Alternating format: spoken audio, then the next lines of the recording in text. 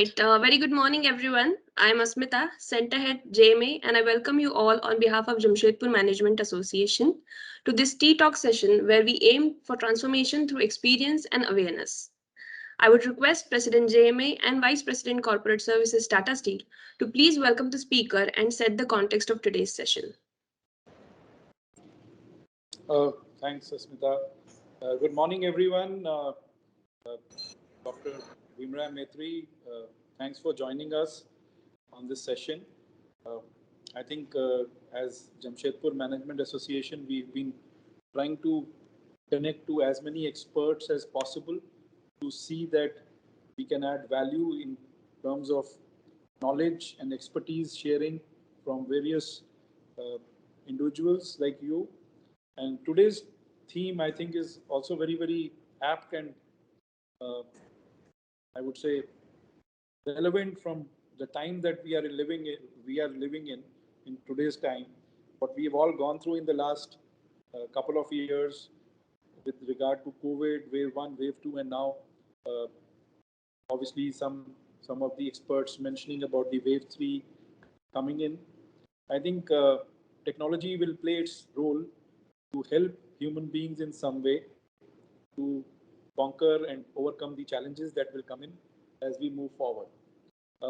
I think we live in a society, and we all know, we've all seen in our schooling days, through the college, and later on as our working experiences, that our society has undergone various transitions over a period of time, from the days of the hunters to the agriculture economy to the industrial revolution, where coming from the steel industry, we read about the industrial revolution in terms of coal, iron ore, and steel and manufacturing, and then getting onto the IT systems, getting the technology taking the front seat. And I think initially it was more of information gathering, information sharing, and now we have reached a stage where we are wanting technology to, or I think the way forward is to enable technology in a way which can ease the way we live, simplify things for us going forward. Hence, we can all live peacefully. That's where I think the whole IoT-based applications are coming to the fore. We are looking at artificial intelligence, we're looking at the big data, we're looking at the cloud technologies, and seeing how each one of them will play its role to make our lives, human beings' lives, simpler. And I think that's what is going to be a part and parcel of this session today as well. Some of the sectors which have really getting impacted because of COVID and otherwise, and will get impacted as we move forward. And I think the revolution around the corner will help and enable or impact those sectors more than anything else. First being the health sector, mobility sector, infrastructure sector, and so on and so forth. I don't want to take much of your time, but I want to welcome all of you who have joined us today, especially Dr. Metri, and thanks for joining us and sparing your time, and we are all eager to hear you. Thank you so much.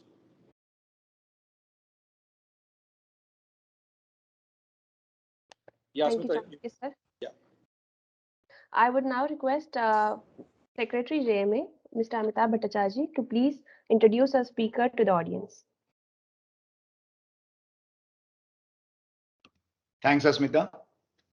It's my pleasure to introduce Dr. Bhimraya Metri, the Director of the Indian Institute of Management, Nagpur.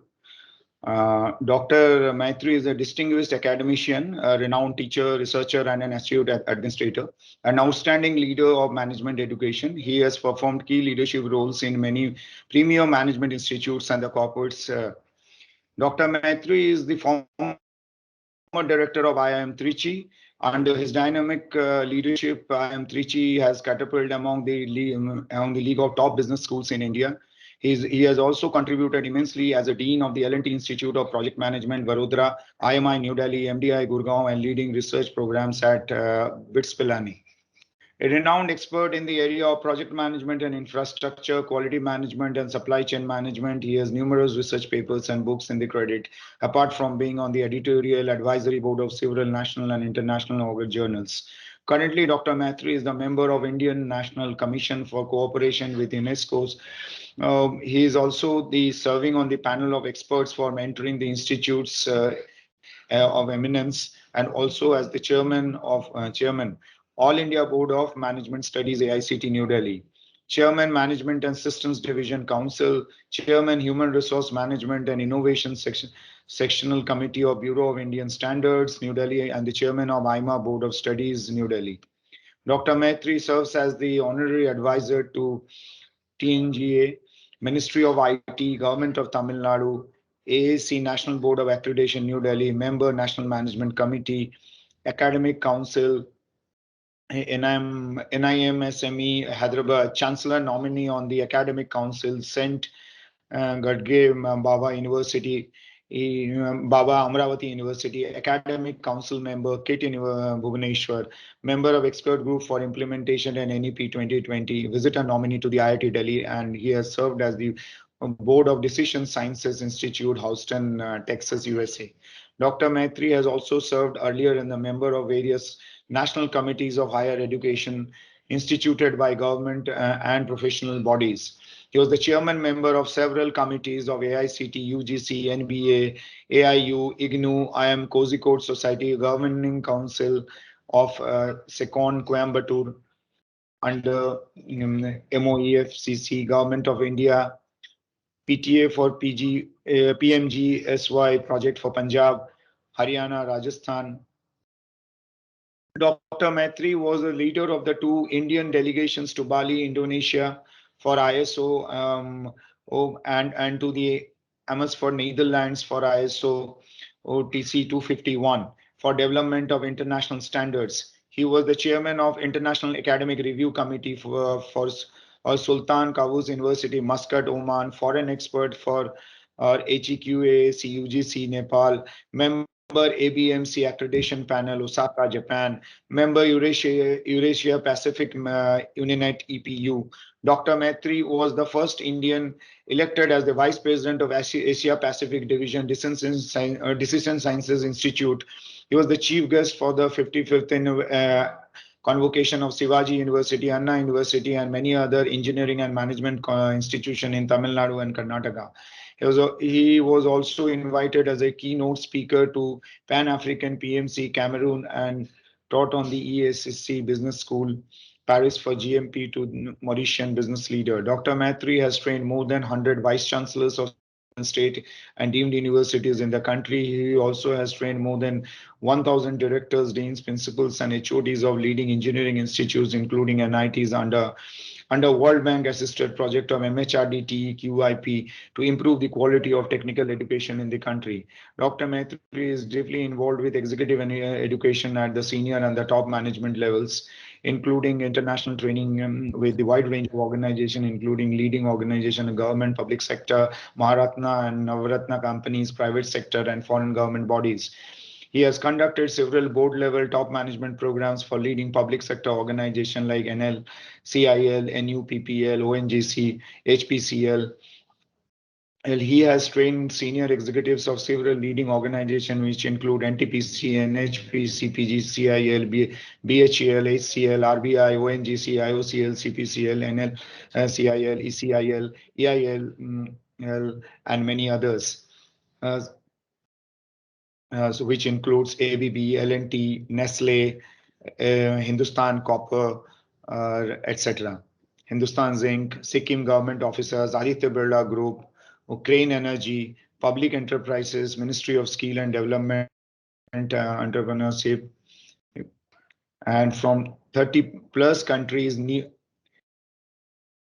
Dr. Maitri has provided consultancy to various premier organizations such as NTPC, Army Ordnance and Corps, Ministry of Defense, Delhi Transport Corporation, Railway, Land Development Authority, etc.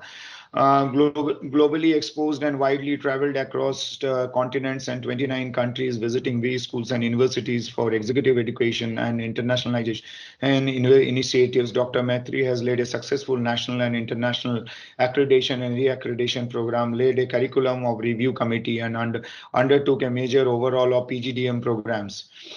He has been instrumental in enhancement of physical and intellectual infrastructure and increased the strength of PGDM programs for successfully positioning MDI Gurgaon, IMI Delhi, IIM Trichy among the leading business schools of the country.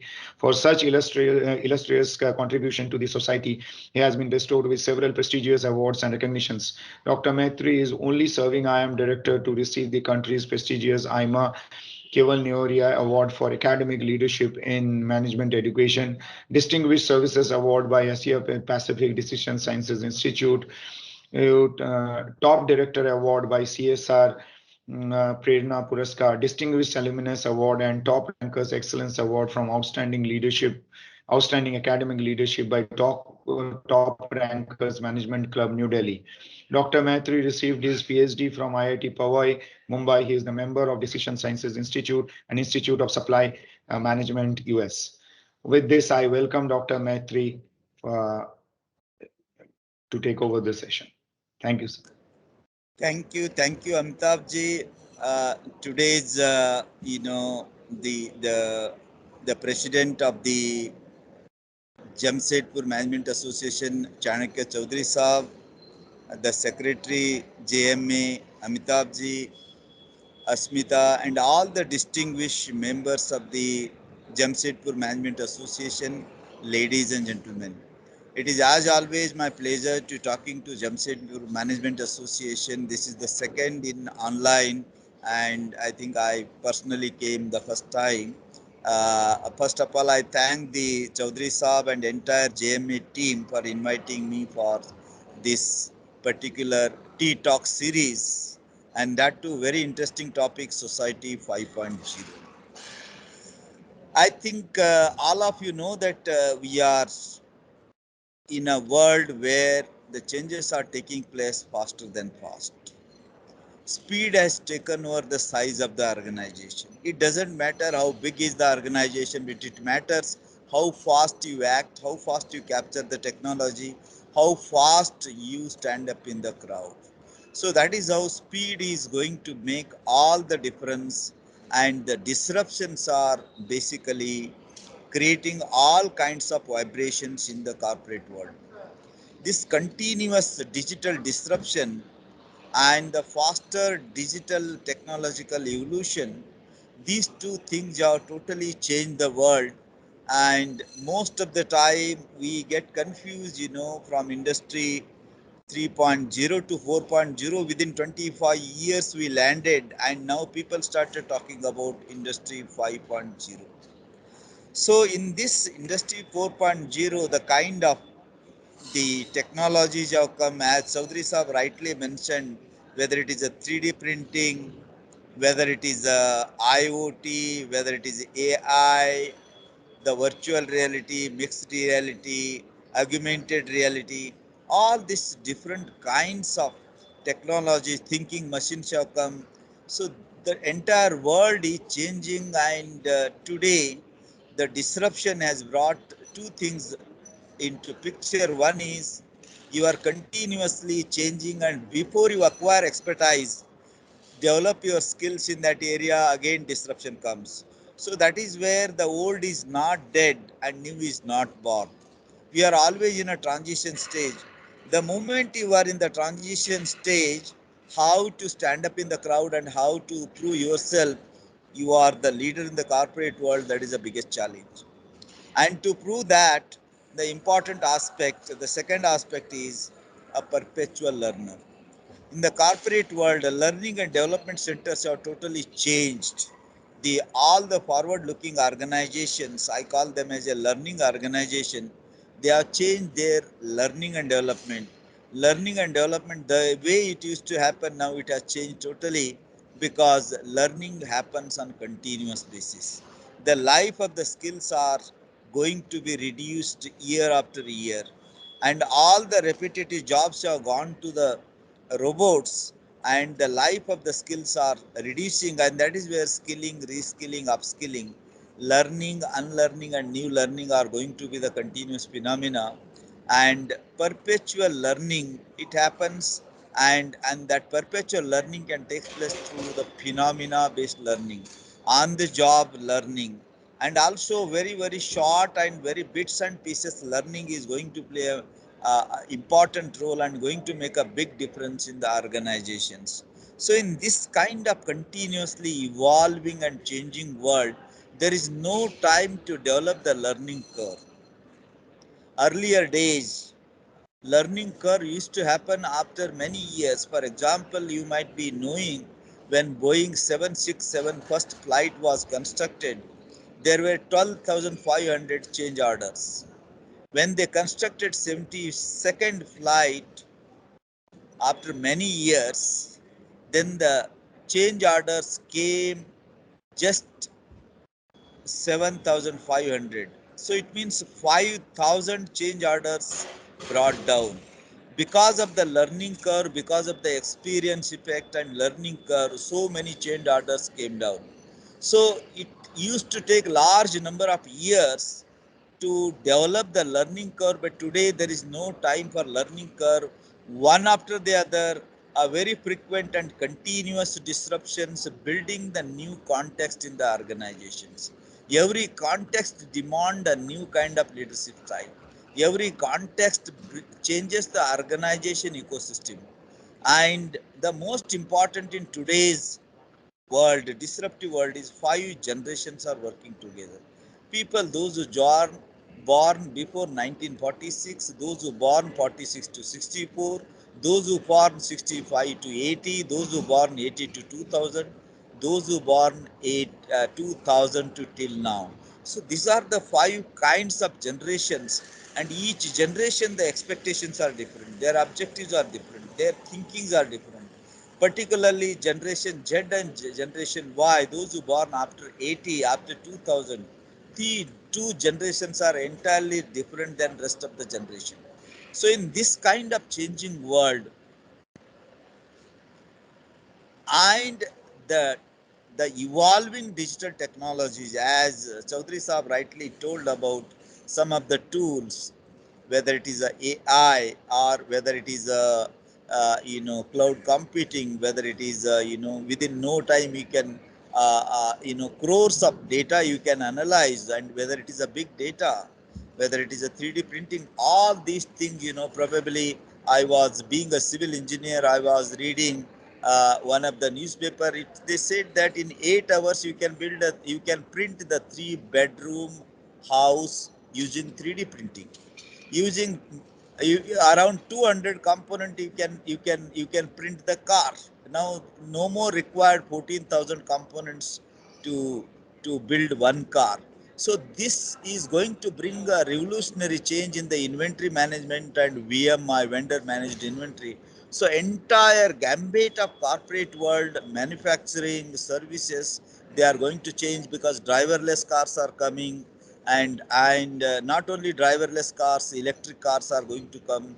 Probably very soon we may also realize Pushpaka Yuman, drone cars are going to come, flying cars are going to come, and moving factories, and the factories located on the ships boats, they will be moving from probably from Shanghai to Tokyo to Vishakhapatnam to, they may go to Cape Town.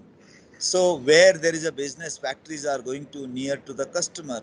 So it is going to be entirely different kind of world, and that is where now the society 5.0 has born out of the Japanese ministry. Government of Japan came out with a concept called 5.0. Now, what is this 5.0? 5.0, because Japan was the one country, the average life of the people in Japan is 88.8. You can imagine the life has increased, and in lifetime, everybody is going to have 13 to 15 jobs in their lifetime till the retirement. So this kind of environment, and every job profile demand different kind of skills, and you keep on learning every time. And labor force strength has come down in Japan tremendously. There is a severe imbalance between the people those who are working and people those who are retired. Aging population is in big in number in Japan. Aging population is big in number in Europe, America, and Canada. So this is how the entire imbalance has taken place, and people are facing all kinds of health related problem and all kinds of societal problem. Apart from the social problems, there is a inequality, injustice, and natural resources are getting consumed larger, and probably one estimate says 1.75 times of the natural resources has been already consumed. And the way we generate the natural resources, the way we consume, totally there is an imbalance. At the same time, there is a climate change. The another issue is now coming up, and COP26, COP26, recent decision, and net zero and carbon, credits. All those things are totally changing the world, and what you never thought, those things are coming out, and what you thought impossible, they are all getting possible.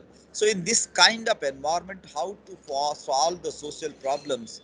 ESG, environment, society, and the governance, these three are going to play important role. And for that, people are talking about the diversity, the equity, the inclusiveness, DEI. This DEI, diversity, equity, and inclusiveness are going to play important role. The last person in the planet, how to include in the good governance, those are going to be important challenges in coming years. And in this context, society 5.0, Japan has brought basically to solve the social problems. Not only solve the social problems, now the focus has totally changed from business alone to the society. If you look at the industry 1.0 to 2.0 to 3.0 to 4.0, our focus has been always the materialistic life, the profit and profit alone. If you look at the society 1.0, as Chanakya Choudhary Sahab rightly said, it was a hunter society. When the people were living in the jungle along with the other living being, so that was the hunter society. And at that time, people were only looking wants and not the greeds. When from hunter society, the human beings moved as a agrarian society, agriculture society, they built a great culture. And in hunter society and agrarian society, the one thing was common: helping each other, cooperating each other, supporting each other. Probably, I think, Chaudhary Saab, you might have noticed in villages earlier days, maybe probably we were the child, we were the kids, you might have seen in one village, a small village, one grocery shop is to be good enough and no other person is to open another grocery shop, because if I open the another grocery shop, this person's profit will get affected and his survival will be in question. If there is a one tea stall, the other tea stall never used to come, because they used to support each other, because such a population, one tea stall is good enough. So that kind of cooperative movement was very big way in hunter society and agrarian society. Then afterwards, the industry era came. Then 17th century onwards, the industrial society came into picture. When the industry society came, the cooperation was silently killed and competitive movement came into picture. Cooperative slowly replaced with the competition, and not only competing with the other living being, the human being stood up in the crowd of all living beings on the planet. Not only stood up in the crowd, again we divided the human being as a developed countries, developing countries, and underdeveloped countries. And we not only we divided the entire planet of human being, we also started fighting each other. We also started created the boundaries. Earlier it was a borderless. We started creating a boundaries and fighting all kinds of social issues, all kinds of, those five developed nation created 80 percentage of the West, which has affected a big way to the planet. And this has created a ozone problems, this has created climate change, and all kinds of problems are created by those five nations for the rest of the world. So this is how the competition has reached such a stage. We start beating each other, we start fighting each other, and we lost the peace. And we created a huge gap between the richest of the rich and poorest of the poor. Those few percentage, less than 10 percentage of the people have 98 percentage of the wealth with them. So this kind of injustice, this kind of society, the industry for this industrial society started when the society 3.0 came. From society 3.0, we moved to information society, that is society 4.0. This society 4.0 further added fuel, acted as a catalyst to build a competition. I call it as a hyper competition came into picture in society 4.0 or information 4.0. Hyper competition, because on fingertips you can connect the world, and the entire world became a small interconnected village. And that is how this information society created intense hyper competition among the society, further created a problem for the planet and the people and the society. And later on, after 25 years, 1992, 2010 or so, we are talking about industry 4.0. And the industry 4.0 came, Japan came out with this society 5.0. So this society 5.0 is similar to United Nations 17 Sustainable Goals. 2015 United Nations came out with the 17 Sustainable Development Goal for the betterment of the people, for the betterment of the planet. And that is equal to the society 5.0 of the Japan. Now Japanese totally turn around this particular competition part, and after agrarian society, society 2.0, we are only focusing on highly targeted, highly focused towards materialistic life, that is profit, profit, profit, money, money, money. And today we are treating human being as a machine. We are treating human beings as equal to the robots. Now, how you do that is not important. How you achieve the target. Today, look at the doctors in the hospital, top hospitals in the country, all over the world. They have been given a target monthly. You have to generate so much of money. Then what doctors are doing? If it is a simple treatment, they are operating because they have to make more money. They have to reach the target. So the hospitals have become a big business centers. So our mindset and ethical practices are disappeared. Now we lost totally ethos. We lost ethical practices, and Indian ethos are totally disappeared on this planet. So in this kind of environment, society 5.0 is now focusing not on business and business and business alone, not forgotten the human being, not forgotten the all other living being. Now this society 5.0 is talking about human centric society. It is an imagination society.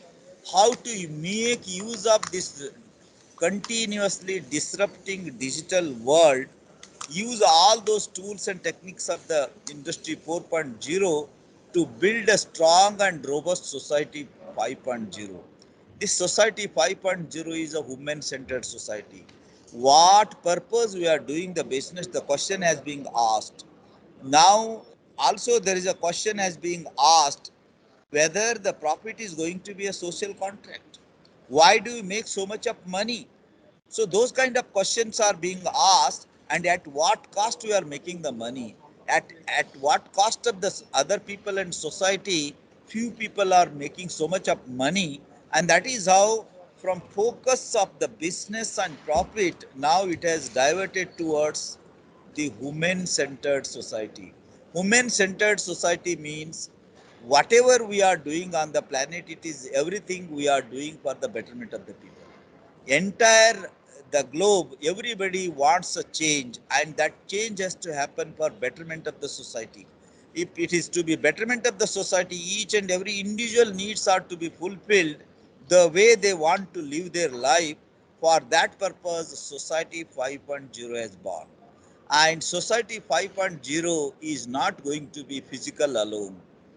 You already seen that pandemic last 2 year. The now today we are connected to this. There is a depth of distance. Such a distance we are connected through using the digital technology, seeing each other, listening each other. This is because of the digital technology is helping us. So future belongs to phygital society, physical and digital. You Physical alone is not going to take us to the higher heights and betterment of the society. Digital and physical right combination is required. Physical society is nothing but it is a bridge between the cyberspace and the physical space. Connecting these two together, we call it as a CPS, cyber physical system.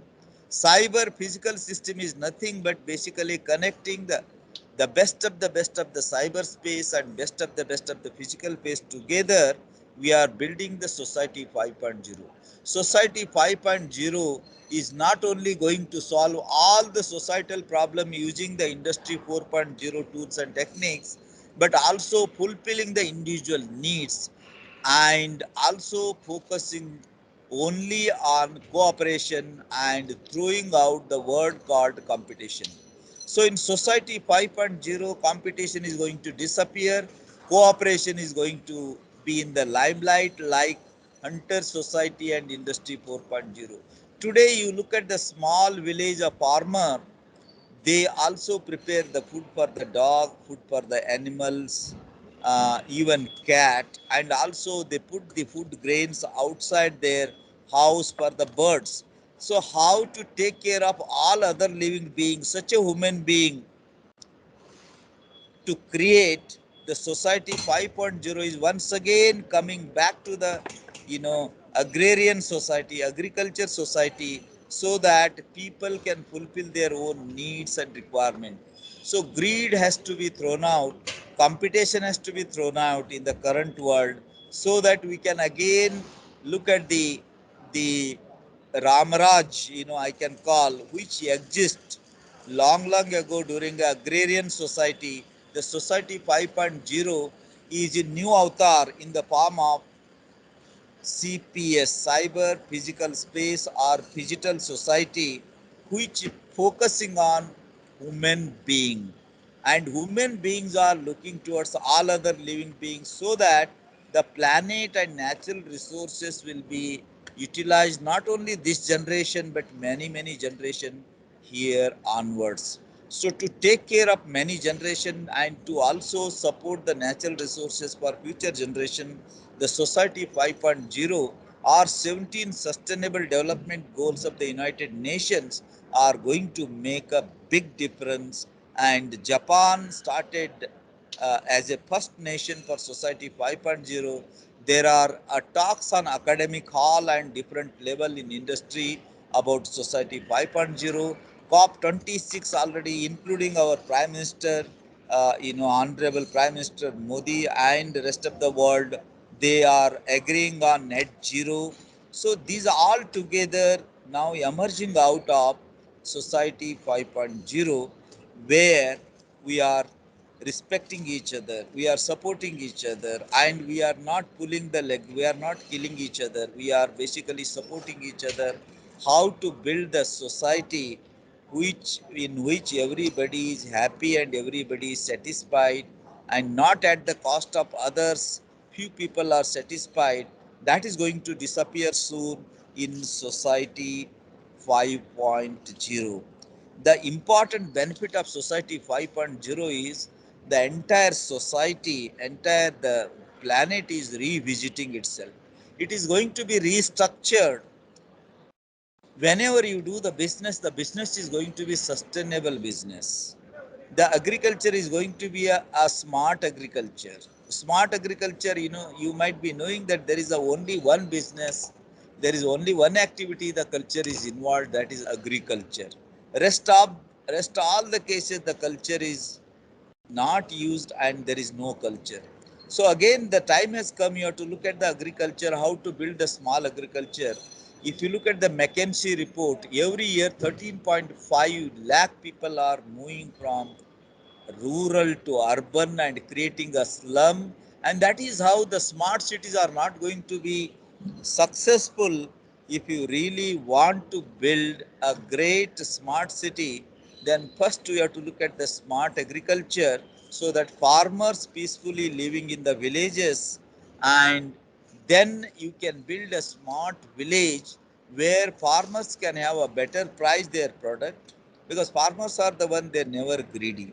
They always, if what is required, what are their wants, if the wants are fulfilled, they never leave, move from one place to other place. So that is where the healthcare society, telemedicine, the good schools, and the today's digital world application for the schools, for online, because there is a huge digital divide. And there is also the healthcare facility for children and the ladies and women in the villages, and agriculture market and applications. People can see, the farmer can see which city the better price is available for his crops, for his product. So these things are made as a smart village and smart agriculture. I am sure the society 5.0 within no time, bring the change in this planet. And probably I was one of the luckiest working on the Pradhan Mantri Gram Sadak Yojana when I was working in Bits Pilani. Then Prime Minister, a great leader, Vajpayee ji, started Pradhan Mantri Gram Sadak Yojana, first time in the history of India. Smallest of the small village got one pakka road connecting the bigger village, based on the three parameter: school for the children, hospital for the children and women, agriculture product market for the farmers. Keeping these three things in mind, a smaller village is to be connected to the bigger village. I was one of the lucky person to be a part of that scheme when I was working with Bits Pilani, and I was part of Punjab, Haryana, Rajasthan. These three states, I was directly responsible as a principal technical agency. So at that time, Vajpayee thought about the society 5.0. So I think here onwards today, I think India, according to the World Bank and other predictions, 2023, China is going to take over the economy of GDP of America. And 2035, the great news is going to come that India is going to take over both China and America, and India is going to lead the world. Leadership is going to come in the hands of India. So 2035, again, the biggest transformation is going to happen in India, that is NEP 2020, National Education Policy 2020. Last year it has been announced by Honorable Prime Minister, and in 15 year 2035, India is going to fully implement new education policy, and that is going to transforming the world, and that is going to build a new ethos, Indian ethos, that is going to make a mark. And that NEP 2020 has become a gold standard not only for India, Indian citizen, but rest of the world is appreciating. More than 2 lakh suggestions were given by Indian citizen to develop that. And for building society 5.0, NEP 2020 is going to play important role. The key aspect of NEP 2020 is building a character, making student as a employable, and student is going to see the things a global perspective, global citizenship, global corporate responsibility, sustainable development goals are also taken into account in NEP 2020. Now, earlier focus was the stakeholders, students and industry was the central principle for education, and shareholder was central principle for the business. But in NEP 2020, central principle has shifted from the student and industry, not only student but industry, but it has now shifted towards people and planet. I must say that when I was working as a director of IIM Trichy, I visited one college called Jamal Muhammad College in Trichy, and after the inauguration, when they took me around the college, and they were showing, sir, this building was built by Indonesian Jamaat. This building was built by Malaysian Jamaat. Jamaat means alumni. This building is built by Singapore Jamaat. This building is built by, you know, UAE Jamayat. So almost more than 50% of the building were built by the alumni. Then I was wondering how come this kind of giving back attitude has come from the students of this Jamal Muhammad College. Then I asked the question, how come it happened? What kind of things you do here? Why such a surprise? Then they told, sir, since inception 1951, the founder started the college, irrespective of what branch, what arts, commerce, science, management, everybody we provide moral education. Moral education means how to give back to the society, how to give back to the alma mater we teach, and that is where our alumni are very pro, very competent, and not only they do wonders in the corporate world, they also give back to the society. Probably, I think NEP 2020 is going to build that kind of society. Another college in Tanjavur, that is a Shastra University I visited. There it is an engineering university. 20 courses are taught to all engineering students, irrespective of civil, mechanical, electronics, electrical, chemical. Everybody has to study those 20 courses which are nothing to do with engineering. Basically, how to build Indian ethos and how to be moral, and that moral education is provided through 20 courses, and that is how the NEP 2020 and these colleges, even institutions like BITS Pilani, the moral education has been the central place for NEP 2020 to build society 5.0. So to build the living being, to build a human being for living being, and living being, such a living being, they should help all other living being, including insects and animals. So that is where from living being to all being, that is what the motto of Society 5.0. I am sure this Society 5.0 is the only way each and everybody's requirement, wants can be fulfilled, and you can create a happy society. Today, people say that Bhutan is the happiest nation in the world. I think entire world is going to be happy nation, satisfied nation, and from greed we are we are moving again back to the wants, requirement, and we can build a society which is women centric. We can build the society which provide justice to all. We can build the society which also take into account the last person and last mile as a part of inclusiveness, as a part of good governance. I think that is what Society 5.0 is all about. I am sure the Tata is the leader in CSR, and Tata CSR word was not coined, and the Tata was the first one to do the CSR. Later term was coined. I am sure Tata was a great visionary, and when they decided to set up the industry, they identified Nagpur as a first destination, and later on they moved to Jamshedpur. I am sure there is a great connection between Nagpur and Jamshedpur. I am very happy to be a part of JMA, and I thank Chanakya Choudhary Saab, President JMA, and entire distinguished members of the JNA and the Secretary JMA Amitabh Ji. Thank you very much for giving me opportunity to talk on this subject. If any questions, I am very happy to take the questions.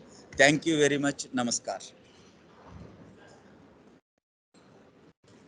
Thank you very much, sir. The session is now open for any questions, or even if you want to interact with sir, we can go ahead.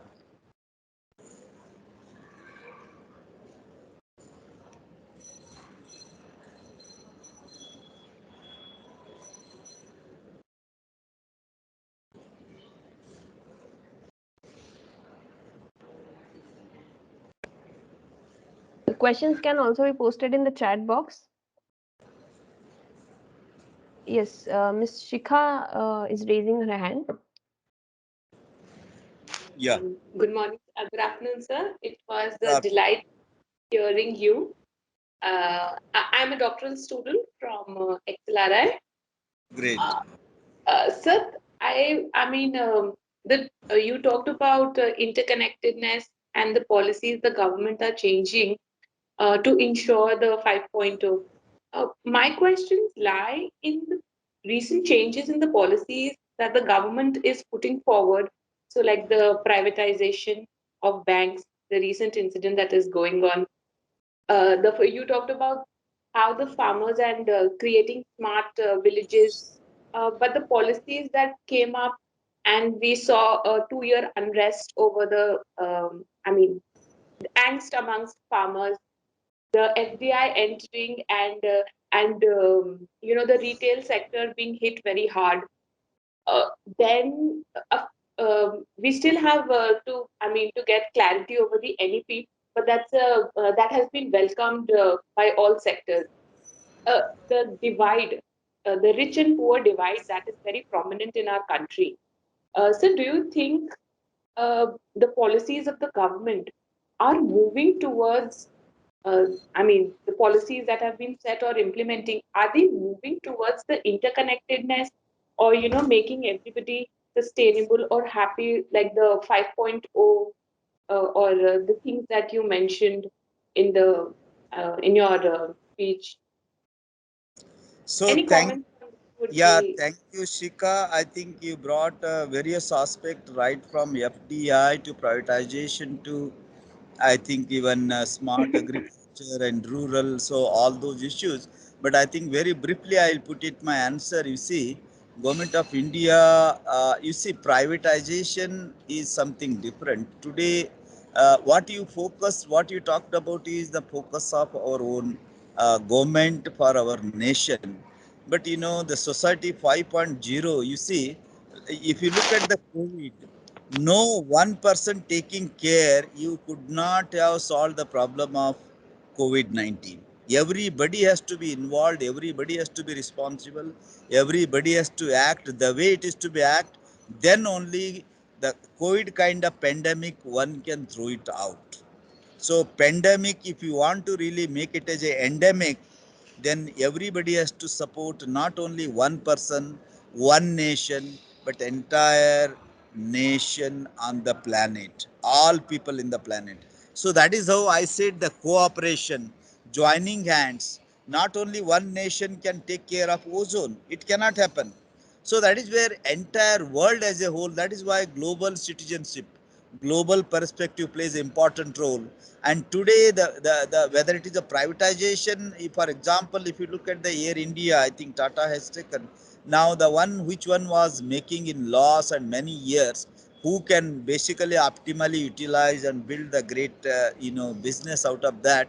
And some of the cases government has taken a decision.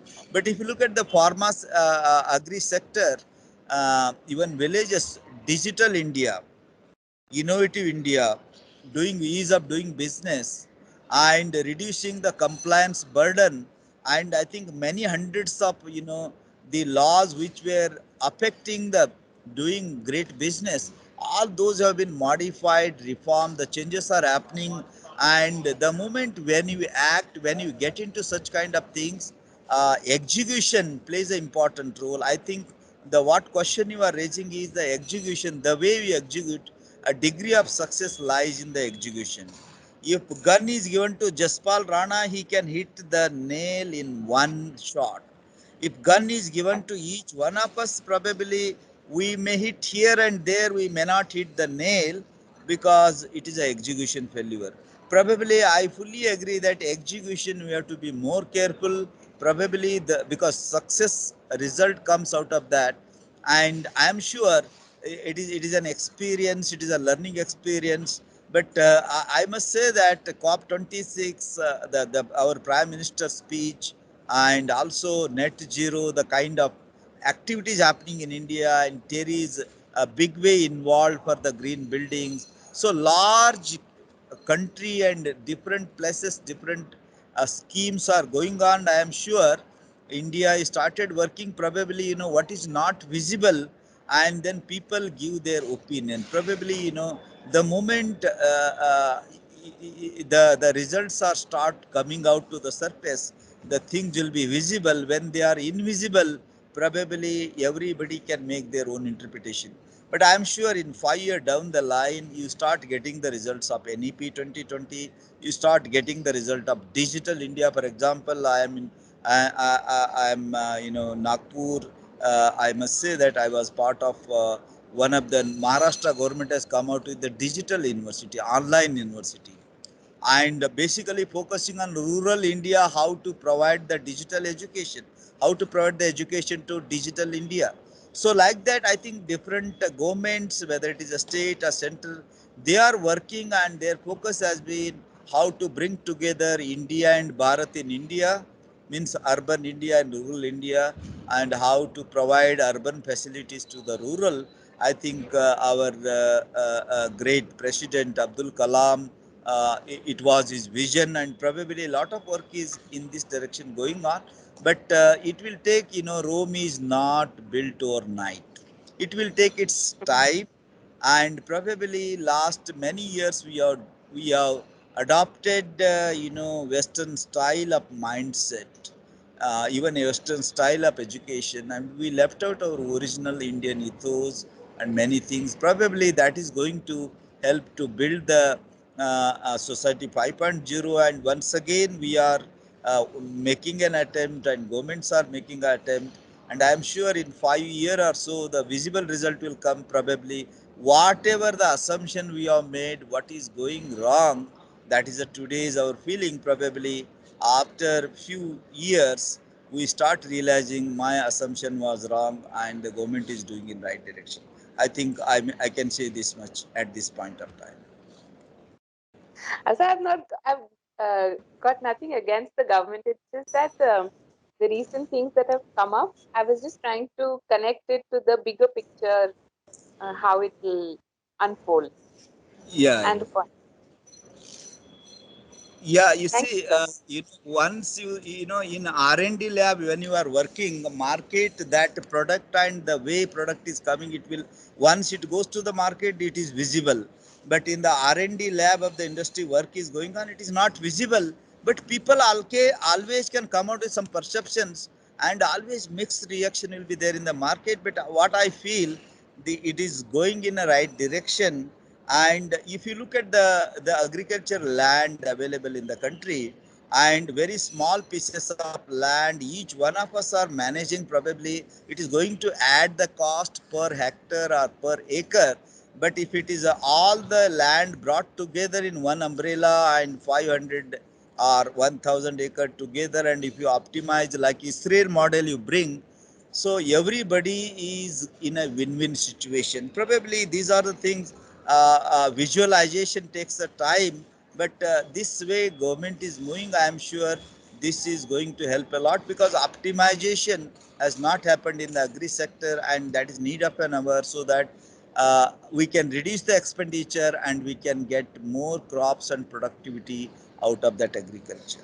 I think they are probably a time will tell. It is a function of time, and very soon probably we realize the good result out of this, whatever the attempt the government is doing Yes, nowadays. I think I agree. The key lies in the execution, and probably the government. In the later stages, we'll come to see what has been executed. Right, right. Thank you. Thank you, Very sir. good question. Yeah, Sir, I now request Dr. Hishmi, who's raised his hand, to please ask his question. yeah. Uh, Thank you, Ashmita.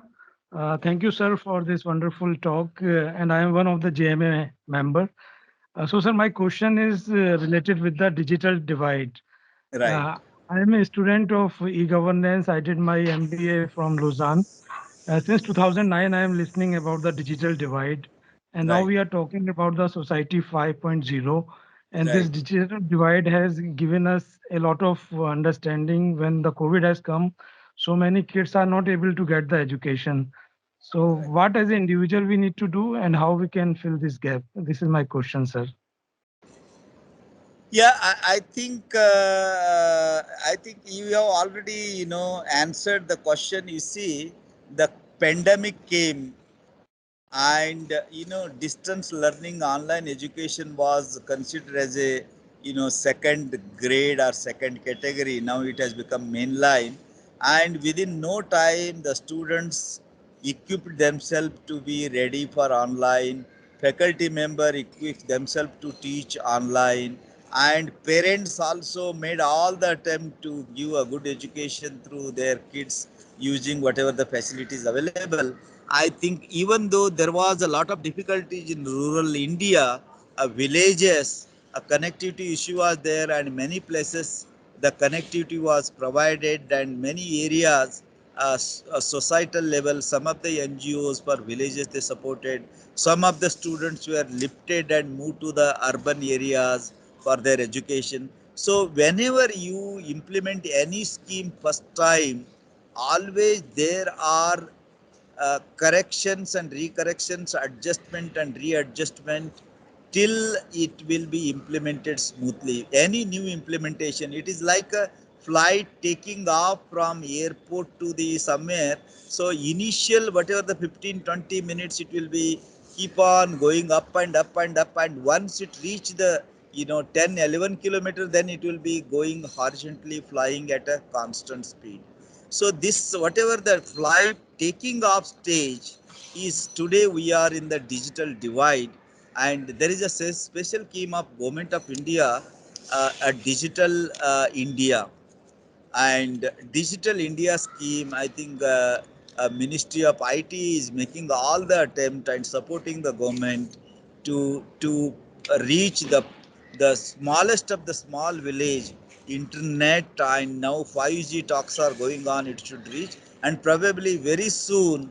And because the pandemic acted as a catalyst, I think this divide is going to be closed by the government and also with the support of people, but government is going to play important role to close the digital divide. Thank you, sir. Thank you. Yeah. Thank you, sir. I would now request Jyoti Prasad Sahu to please ask your question. Thank you, Smita. Hi, sir. Good afternoon. Good afternoon. So I'm really delighted to listening you about especially your education and experience and backgrounds. So I am Jyoti Prasad Sahu. I'm working as a mining engineer. I am from raw material division of Tata Steel. Okay. Right. So what you told actually I listened, and the Enter Society 5.0 is basically talks about how the entire planet is revisiting the business, right?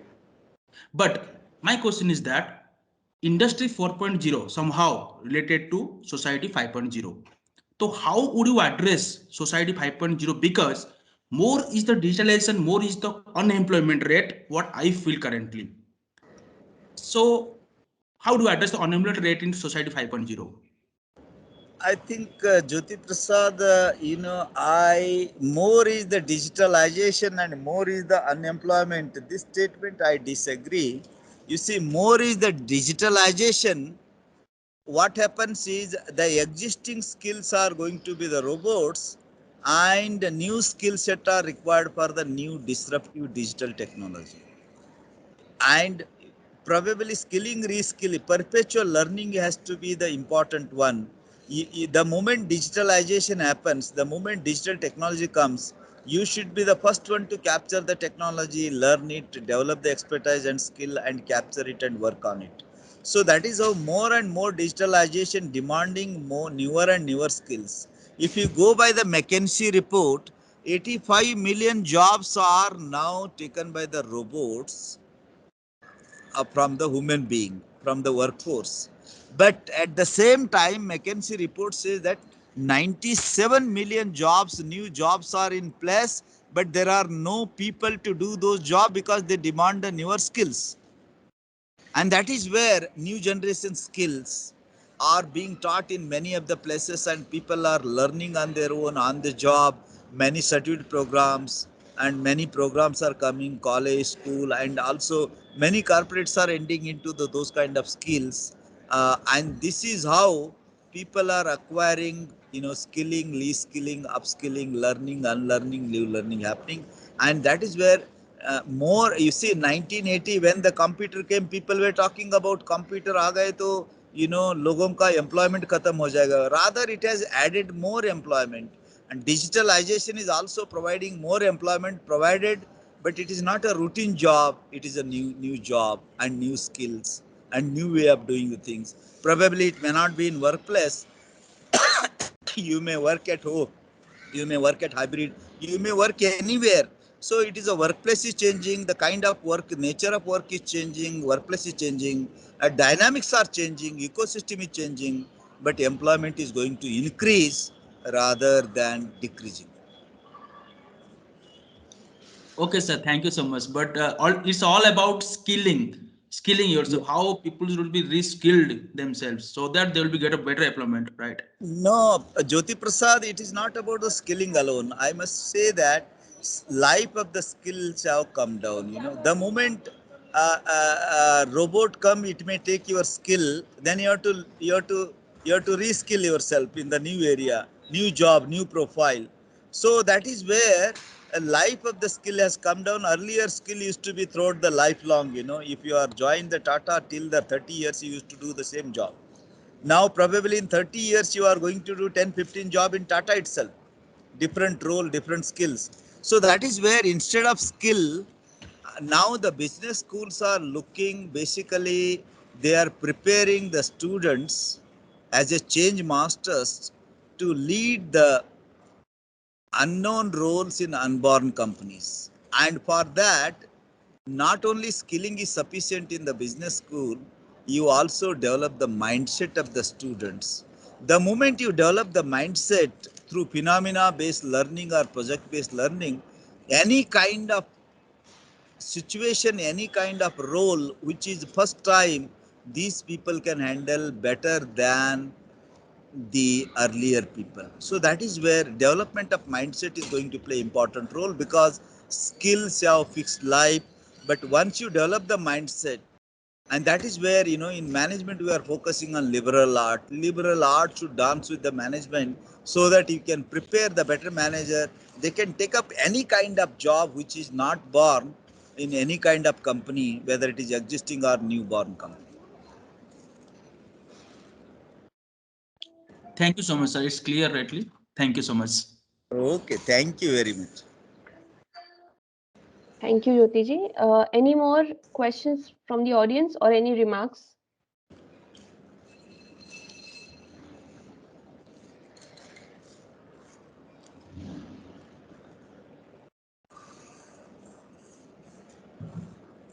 No, Ashmit, thank you. Please go ahead. All right. Thank you so much. So we are at the end of this session now. A big thank you to Dr. Metri for accepting our invitation and delivering an informative session on this innovative concept. I thank you, sir, on behalf of Jamshedpur Management Association. It is definitely important to know how a smart society can be built, only be built by going back to basics and being more human, something that the pandemic has strongly taught us. Thank you very much, sir. We look forward to have more such enlightening sessions in future. I would also like to thank President Dr. JMA, Mr. Chanakya Choudhary, for gracing the occasion, Mr. Amitabh Bhattcharjee, Secretary JMA, and managing team of JMA, and the team of Dr. Metri for all the efforts that have gone behind organizing the event. Of course, thanks to all the participants for taking time out of their busy schedules and joining us today. We look forward to seeing you in all our future events. For more upcoming events, please follow JMA on social media platforms. You can reach us with your feedback or suggestions at the given email ID. Thank you and have a great day ahead. Thank you. Thank you. Namaskar. Thank Namaskar, you. Chaudhary sir. Thank you very much. Ashmita, thank Namaskar. you. Yeah. Thank you, sir. Thank Have a safe Thank flight. you so much. Thank you, sir. Thank you so much.